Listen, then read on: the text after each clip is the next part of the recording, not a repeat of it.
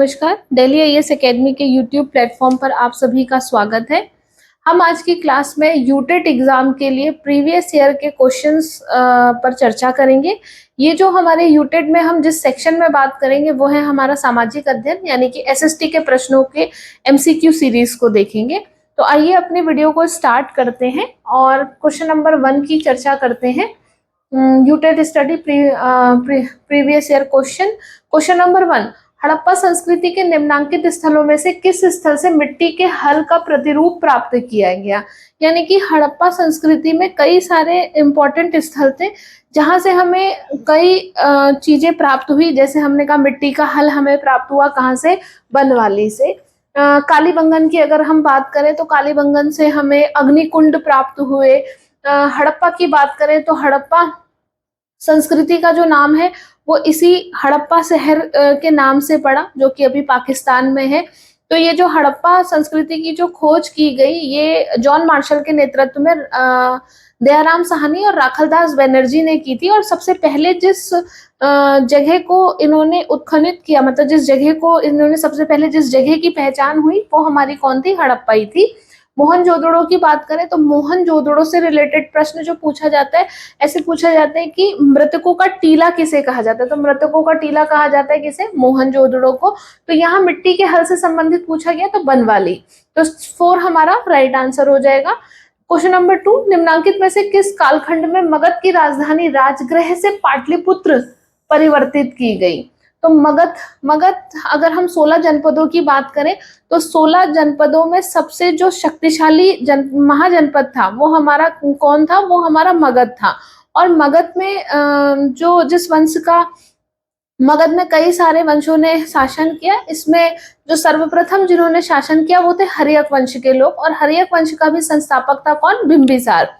तो बिंबिसार जो ये हर्यक वंश के लोग थे, इन्हीं हर्यक वंश में ही उदयन नामक एक शासक था। और उदयन ने अपनी जो राजधानी थी वो अपनी राजधानी राजगृह से ये कहाँ लेके गए थे, पाटलिपुत्र। उस समय का पाटलिपुत्र यानी कि आज का पटना, आज के पटना को उस समय का क्या कहा जाता है, पाटलिपुत्र कहा जाता है। और ये जो राजधानी का स्थानांतरण हुआ ये 5वीं शताब्दी ईसा पूर्व में हुआ था। मगध की राजधानी राजगृह से कहाँ शिफ्ट हो गई थी, पाटलिपुत्र शिफ्ट हो गई थी। और शिफ्ट करने वाले जो शासक थे वो कौन थे हमारे, वो थे हमारे उदयन थे।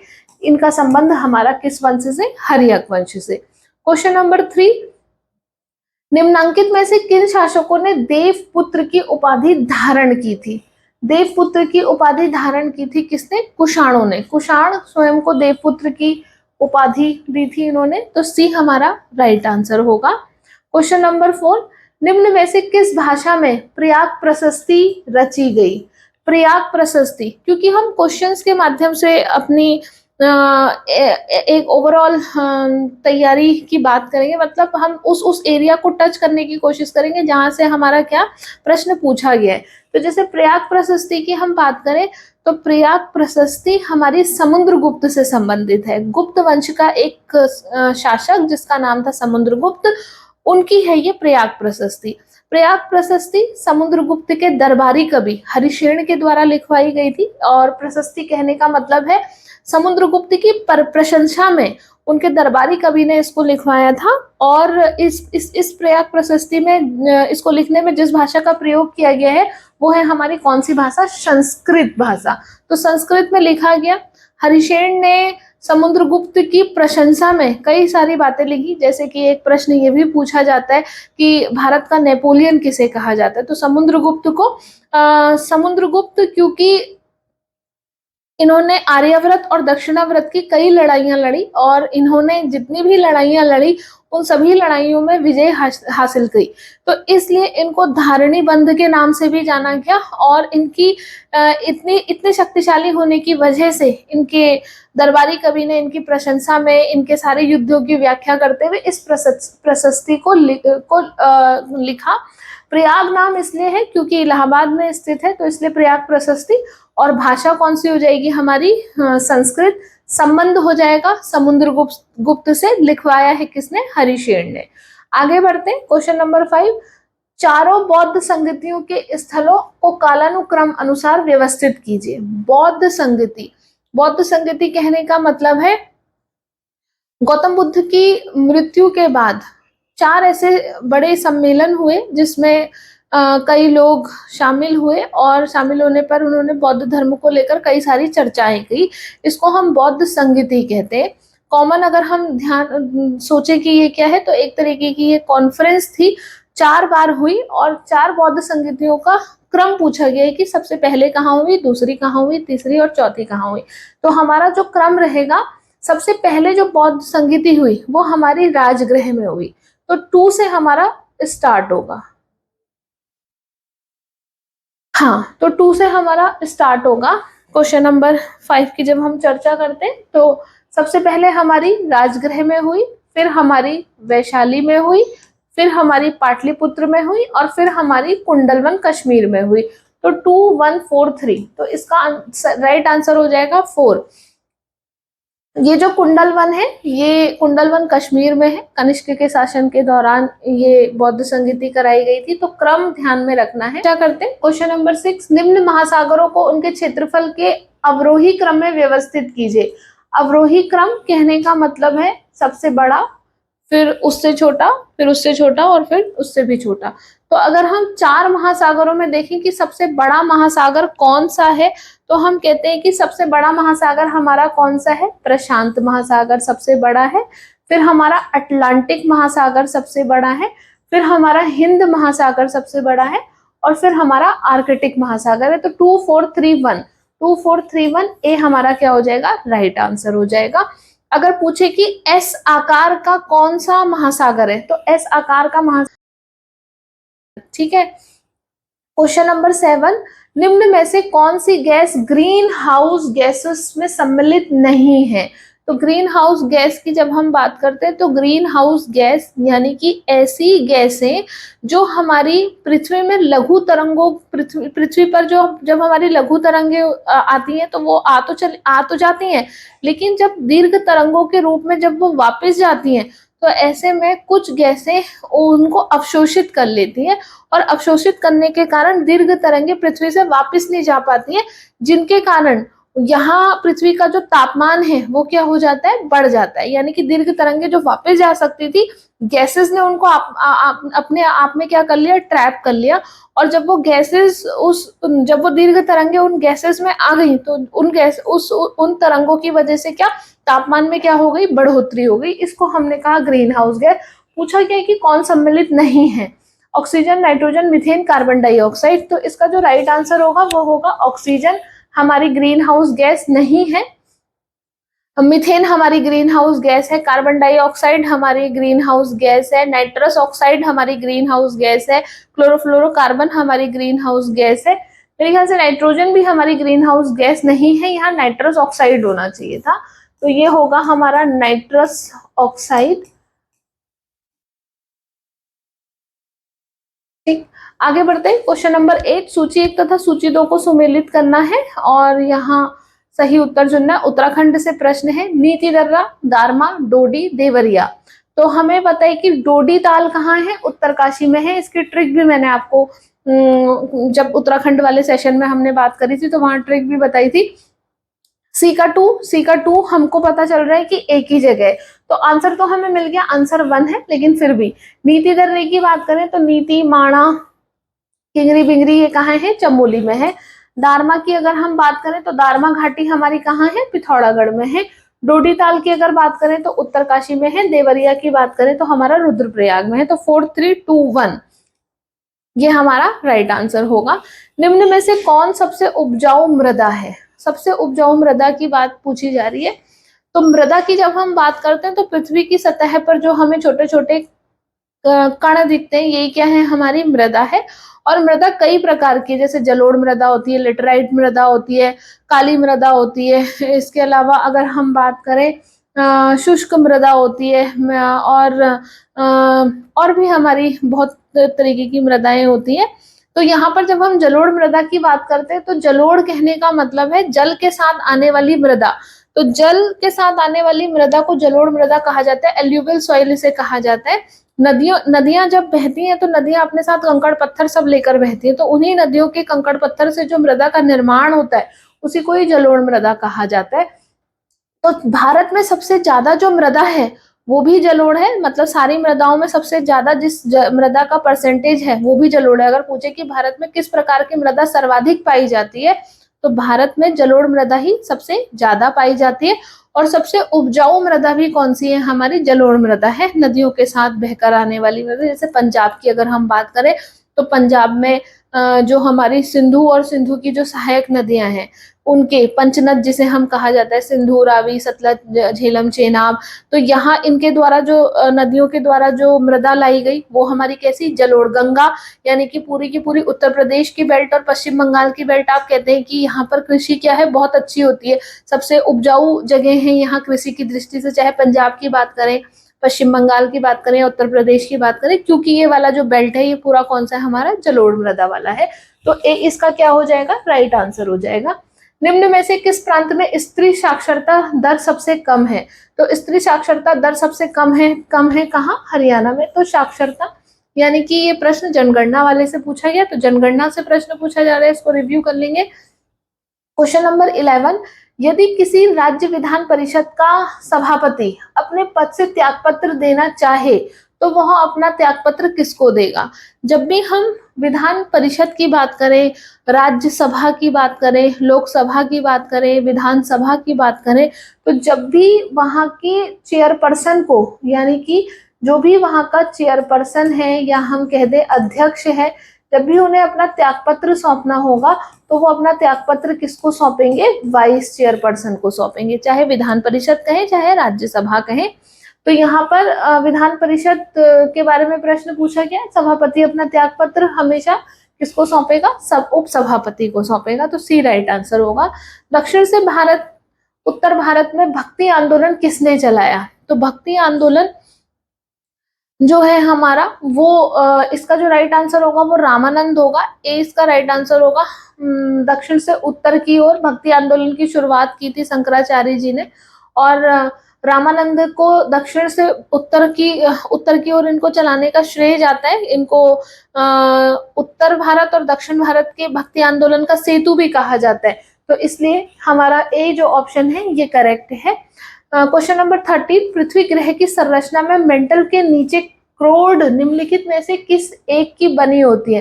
तो हम कहते हैं जो पृथ्वी की जो संरचना है उसमें एक लेयर होती है क्रस्ट, एक होती है मेंटल, एक होती है हमारी कोर। तो जो ये क्रस्ट है ये हमारी बनी होती है किससे? सिलिकॉन और एल्यूमिनियम से। और मेंटल की अगर हम बात करें तो ये होती है सिलिकॉन और मैग्नीशियम की बनी हुई Me। और कोर की अगर हम बात करें तो इसको नीफे कहते हैं। तो यहाँ पूछा गया है कि मेंटल के नीचे क्या किसकी बनी हुई है? तो मेंटल के नीचे हमारी क्या है? निकिल और फेरस। और निकिल फेरस को क्या कहा जाता है? लोहा कहा जाता है। तो सी हमारा क्या हो जाएगा? राइट आंसर हो जाएगा। क्वेश्चन नंबर 14, यदि 14 दिन के अंदर विधान परिषद वित्त विधेयक को नहीं लौटाती है तो तब क्या होता है? तो अगर हम 14 दिन के भीतर अगर हम वित्त विधेयक की बात करें कि क्या होता है, तो 14 दिन के भीतर अगर वित्त विधेयक नहीं लौटाया जाता है तो उसे स्वमेव क्या माना जाता है? दोनों सदनों से पारित माना जाता है। तो डी इसका राइट आंसर होगा। क्वेश्चन नंबर 15, भारतीय संविधान के अनुच्छेद 344 के तहत प्रथम राजकीय भाषा आयोग का गठन हुआ था। तो 344 हमारा राजकीय भाषा से संबंधित अनुच्छेद है। राजकीय भाषा के लिए जब भी आयोग की स्थापना करनी होती है तो इसके लिए राष्ट्रपति को जिम्मेदारी दी जाती है। तो 344 के तहत पहला जो हमारा राजभाषा आयोग बना था वो पीजी खेर की अध्यक्षता में बना था 1955 में। बी राइट आंसर होगा। क्वेश्चन नंबर 16, संसद का सदस्य ना होते हुए भी निम्न में से कौन संसद की कार्यवाही में प्रतिभाग कर सकता है? तो जो हमारे महान्यायवादी होते हैं, इन महान्यायवादी को कहा जाता है क्या? इनको क्योंकि ये कैसा पद है हमारा, इनको वकील, सरकार का वकील कहा जाता है इनको। तो ये जैसे जब भी कभी सरकार के ऊपर कोई केस लगता है, कोई आरोप लगता है, तो सरकार की ओर से सरकार की ओर से केस लड़ने के लिए कौन जाते हैं? केंद्र स्तर पर महान्यायवादी और राज्य स्तर पर महाधिवक्ता।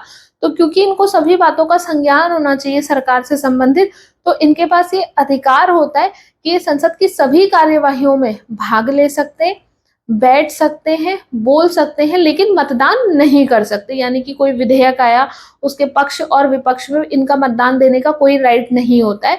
हाँ, लेकिन प्रतिभाग कर सकते हैं, क्योंकि नॉलेज में सब चीजें होनी चाहिए कि सरकार किस तरीके से काम कर रही है, ताकि जब कभी ऐसी परिस्थिति हो कि इन्हें सरकार की तरफ से पक्ष रखने जाना हो तो इनको सभी बातों का संज्ञान हो, इसलिए इनको अलाउ होता है।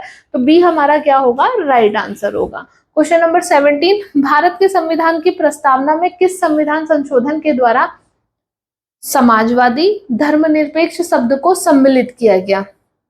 हमारी संविधान की प्रस्तावना में समाजवादी, धर्मनिरपेक्ष और अखंडता शब्द जोड़े गए हैं, जो कि पहले हमारे संविधान में नहीं थे। यानी कि 1976 से पहले ये तीनों शब्द हमारे संविधान की प्रस्तावना में नहीं थे।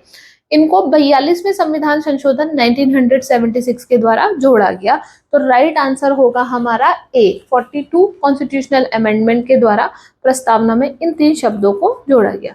सर्वोच्च न्यायालय ने किस वाद में निर्णय देते हुए स्पष्ट किया कि संसद संविधान के मूल स्वरूप में परिवर्तन नहीं कर सकती? मूल स्वरूप में परिवर्तन नहीं कर सकती। तो हमारे प्रस्तावना को लेकर कि मतलब जो हमारी संविधान की प्रस्तावना है उसमें संशोधन किया जा सकता है कि नहीं किया जा सकता।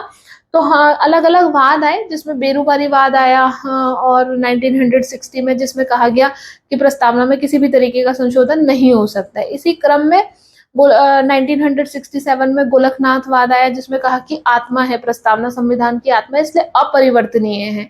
और अगर हम बात करें केशवानंद भारतीय वाद की, जो 1973 में आया, इन्होंने कहा बदलाव, प्रस्तावना में बदलाव तो हो सकता है, लेकिन उसकी मूल संरचना डिस्टर्ब नहीं होनी चाहिए। यानी कि कुछ ऐसी चीजें, अमेंडमेंट कुछ ऐसा नहीं होना चाहिए जिससे उसकी मूल ढांचा ही क्या हो जाए, प्रभावित हो जाए। तो मूल स्वरूप में परिवर्तन नहीं कर सकती है वाला जो वाद था हमारा, वो था हमारा कौन सा वाद, केशवानंद भारतीय वाद, जो कि 1973 में आया था। तो बी इसका राइट आंसर होगा। क्वेश्चन नंबर 19, संविधान के किस अनुच्छेद के अंतर्गत भारत के किसी भी राज्य में राष्ट्रपति शासन लगाया जा सकता है? तो यहाँ राष्ट्रपति शासन की बात की जा रही है। जब भी हम राष्ट्रपति शासन की बात करते हैं या राष्ट्रीय आपात की बात करते हैं या वित्तीय आपात की बात करते हैं, तो तीनों चीजें हमारी आपातकाल के अंतर्गत आती है। राष्ट्रपति शासन राज्य में तब लगाया जाता है जब उस राज्य की सरकार फेल हो जाए, या हम कह सकते हैं उस राज्य का संवैधानिक तंत्र फेल हो जाए। तो ऐसी परिस्थिति में उस राज्य के राज्यपाल राष्ट्रपति से अनुशंसा कर सकते हैं कि हमारे राज्य में राष्ट्रपति शासन को लगाया जाए, इम्पोज किया जाए। तो जो हमारा राष्ट्रपति शासन है वो संविधान के अनुच्छेद 356 के तहत लगता है। जैसे हम आपातकाल की अगर बात करें तो आपातकाल 3 तरीके से लगता है। एक है हमारा राष्ट्रीय आपात, एक है हमारा राष्ट्रपति शासन, और एक है हमारा वित्तीय आपात, जो अभी तक का भी भारत में कभी नहीं लगा। जब हम आपातकाल की बात करते हैं तो राष्ट्रीय आपात हमारा अनुच्छेद 356 के तहत, 52 के तहत लगता है, ये 356 के तहत लगता है, और ये 360 के तहत लगता है। तीनों में से कोई भी पूछे, क्योंकि यहाँ प्रश्न में राष्ट्रपति शासन पूछा गया है, तो इसलिए हमारा राइट आंसर होगा क्या, 3, सी हमारा राइट आंसर हो जाएगा। भारत में उपभोक्ता संरक्षण अधिनियम पारित हुआ, तो उपभोक्ताओं के हितों को संरक्षित करने के लिए उपभोक्ता संरक्षण अधिनियम, मतलब कानून लाया गया 1986 में। तो उपभोक्ता संरक्षण अधिनियम कानून कब आया, 1986 में। सी राइट आंसर होगा।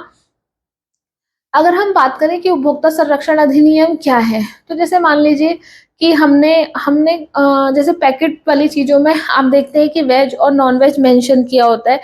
ग्रीन कलर का अगर पॉइंट होता है तो वो वेज है, रेड कलर का अगर होता है तो नॉन वेज है। मान लीजिए कि अगर कोई इंफॉर्मेशन गलत दे दी गई, हमने वेज मांगा, हमें नॉन वेज दे दिया गया, हम डिब्बे बंद चीजों में उनके कंटेंट को नहीं बताया, इंग्रेडिएंट्स को नहीं बताया गया, या फिर कुछ और, हमने किसी ऑनलाइन शॉपिंग करी और ऑनलाइन शॉपिंग में हमने मंगाया कुछ और हमें दे दिया गया कुछ। तो ऐसी कंडीशन में कौन हमारे हितों की का संरक्षण करेगा तब जब हमारे साथ कुछ क्या हो कुछ जो हम जैसे हमने जो चीज ऑर्डर करी हो वो चीज हमें ना मिले। सपोज एक कंडीशन में अगर हम एग्जाम्पल की बात करें तो ऐसे में उपभोक्ता संरक्षण अधिनियम के माध्यम से उपभोक्ताओं के अधिकारों को सुरक्षित किया गया है ताकि ट्रांसपेरेंसी भी रहे और चीजें साफ सुथरी भी रहे और उपभोक्ता को अधिकार हो अपनी बात, अगर कभी उस उपभोक्ता के साथ कंज्यूमर के साथ कोई गलत हो तो वो अपनी बात कहीं रख सके। यानी कि आपने सुना होगा कि कंज्यूमर कोर्ट्स होते हैं, तो उस तरीके से कंज्यूमर कोर्ट में आप अपील कर सकते हैं। तो सी हमारा राइट आंसर हो जाएगा।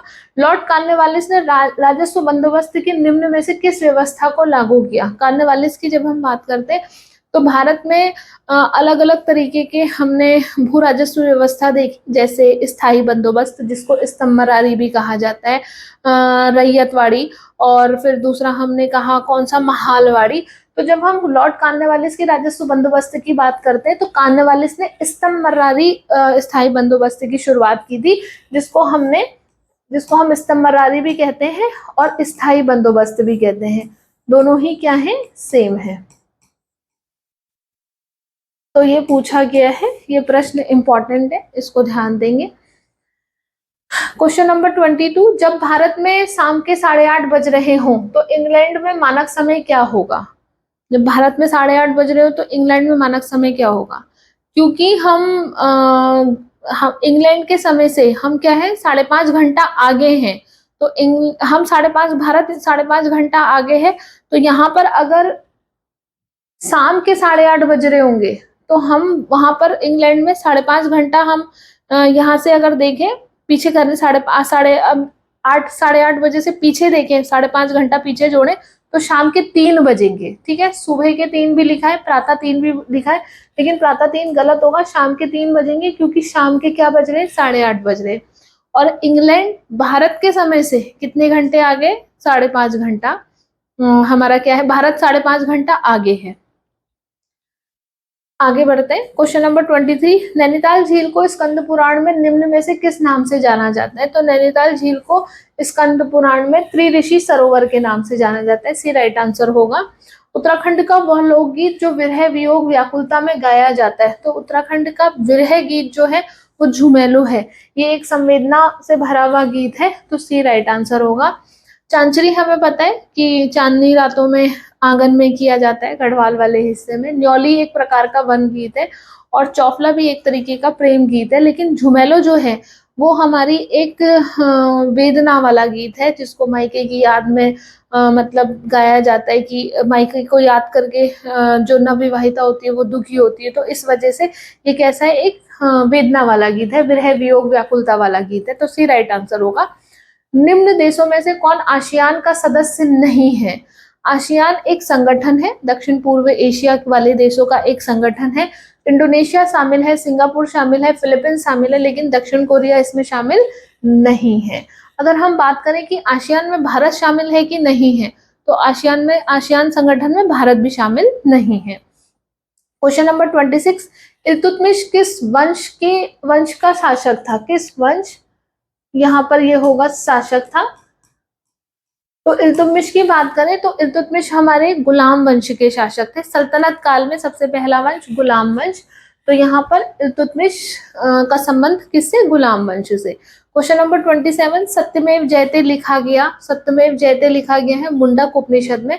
इसमें ऑप्शन मांडुक्य भी हो सकता है, लेकिन मांडुक्य भी एक उपनिषद है, लेकिन सत्यमेव जयते कहाँ से लिया गया है, मुंडक उपनिषद से लिया गया, तो सी राइट आंसर होगा।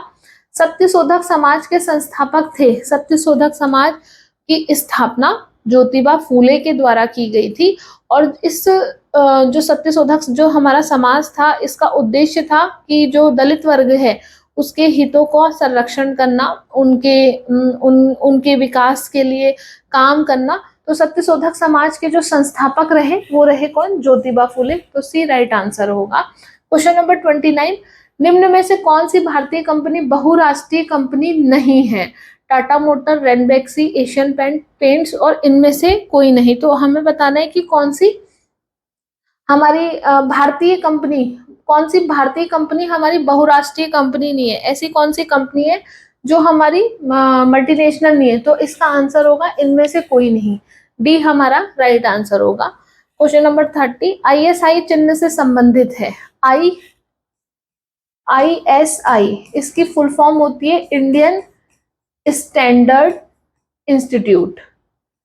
इंडियन स्टैंडर्ड इंस्टीट्यूट इसे कहा जाता है। भारतीय मानक संस्थान, भारतीय मानक संस्थान कहा जाता है जो चीजों की गुणवत्ता को बताता है। आपने देखा होगा कई सारी जो चीजें होती है उसमें ISI की स्टैंप लगी हुई होती है, यही की चीज आपकी कितनी क्वालिटी वाली है। तो ISI स्टैंप खाद्य पदार्थों की गुणवत्ता से संबंधित है, तो बी हमारा राइट आंसर होगा। तो इस तरीके से हमने आज के इस पूरे सेशन में अपने प्रश्नों के माध्यम से अपने टॉपिक मतलब उसके आसपास के एरिया पर समझ बनाने की भी कोशिश करी है।